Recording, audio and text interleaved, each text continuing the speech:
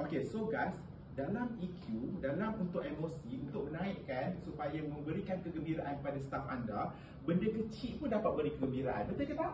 Ya. Setiap bulan, apa kata HR ataupun siapa, unit ke apa, buatlah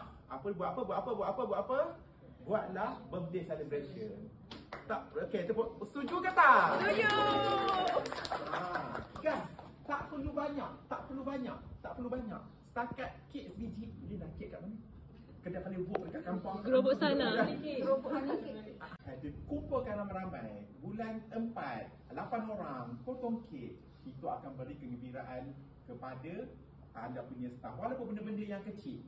Ada orang birthday langsung tak hargai. Saya punya tim, dulu saya tak buat, tapi sekarang ni saya buat. Setiap birthday saja, saya buat. Setiap birthday saja, saya akan makan-makan dekat luar. Kan makan apa pun, makan biasa. Tapi ada kek. Kek tu, diorang bawa balik ke bagi apa yang penting, ada sedikit penghargaan. Itulah cara nak hargai anda punya kegembiraan. Dia tak akan naikkan